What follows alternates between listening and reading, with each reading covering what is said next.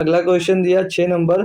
यहाँ पर क्या दिया है कि यदि एक समकोण त्रिभुज का परिमाप जो है वो 56 सेंटीमीटर है और त्रिभुज का क्षेत्रफल 84 सेंटीमीटर स्क्वायर है तो कर्ण की लंबाई ज्ञात करना हमको।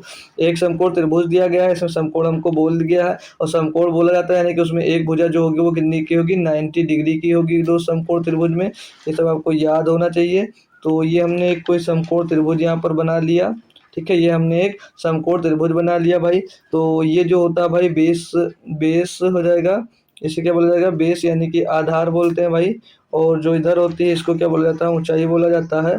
और इसको कर्ण बोला जाता है या हाइपोटेनस बोला जाता है भाई, ठीक है। कर्ण या हाइपोटेनस बोल सकते हैं इसको, ठीक है। कोई दिक्कत कोई परेशानी यहाँ पर नहीं है।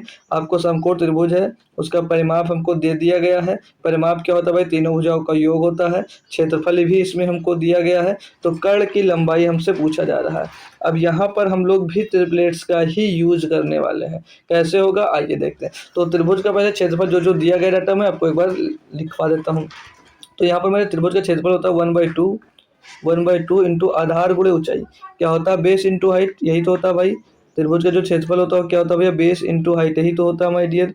आप लोग खुद से बताओ यार, यही तो होता है। जी सर होता है। तो इसमें त्रिभुज का क्षेत्रफल दिया कितना माय डियर, 84। कितना दिया, 84 सेंटीमीटर दिया गया, बिल्कुल सर। और यहाँ पर जो आपको दिया गया माय डियर परिमाप भी दिया गया। अब परिमाप मैंने आपको अभी बताया है कि तीनों भुजाओं का जो योग होता है, तीनों भुजाओं का जो योग होता है आधार और प्लस ऊंचाई, आधार प्लस ऊंचाई प्लस हाइपोटेनस जो होगा वही तो होगा, वही तीनों भुजाओं का योग हो जाएगा उनके, वही तो उनके तीनों भुजाओं का योग होगा। जी सर। और वही क्या होगा, पैरामीटर होगा जो कि यहाँ पर दिया गया है, ठीक है। इतना हमको दिया गया है। अब हमसे पूछ क्या रहा माय डियर, हमसे तो इसमें पूछा है कि तो कर्ण की लंबाई हाइपोटेनस पूछा जा रहा है। तो यहाँ पर हमको कुछ नहीं दिया, हमको यहाँ पर कुछ नहीं दिया है। तो यहाँ पर हमको सिर्फ और सिर्फ क्या मिल रहा है, यहाँ पर अगर हम यहाँ से निकालने की कोशिश करेंगे तो यहाँ पर बेस और हाइट का मल्टीपल निकाल सकते हैं। बेस इंटू हाइट का मल्टीप्लिकेशन निकाल सकते हैं। कैसे, क्योंकि जो दो इधर उधर जाकर गुणा हो जाएगा तो बेस एंड हाइट का जो मल्टीप्लाई हो जाएगा वो कितना हो जाएगा, 168। दो जाकर उधर गुणा हो जाएगा। तो हमको यहाँ से बेस और हाइट का मल्टीप्लिकेशन दिया गया है, यानी अगर मैं बेस और हाइट का मल्टीप्लिकेशन करवा देता हूँ तो 168 आएगा। और हाइपोटेनस क्या होता है माय डियर, हाइपोटेनस जो होता है वो क्या होता है भाई, किसी को पता है माय डियर तो बताएंगे एक बार हमको।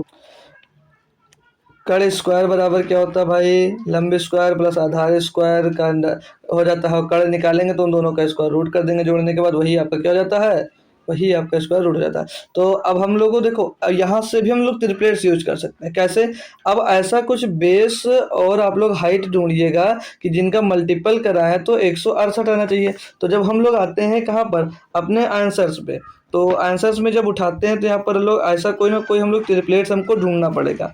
तो ट्रिपलेट्स अगर हम लोग ढूंढते हैं भाई, तो अगर हम लोग ट्रिपलेट ढूंढते हैं माय डियर तो एक ट्रिपलेट्स बन सकता है। इनका मल्टीपल भी आना चाहिए, मतलब कि बेस और हाइट ऐसा कुछ मानेगा जो इनका मल्टीपल 168 आएगा। तो हम लोग को अगर याद है तो 7, 24 और 25 एक ट्रिपलेट बनता है माय डियर, ये नहीं बनता है। जी सर बनता है, अगर याद होगा 24 और 7, 24, 25 का एक ट्रिपलेट बनता है। जी सर बिल्कुल बनता है।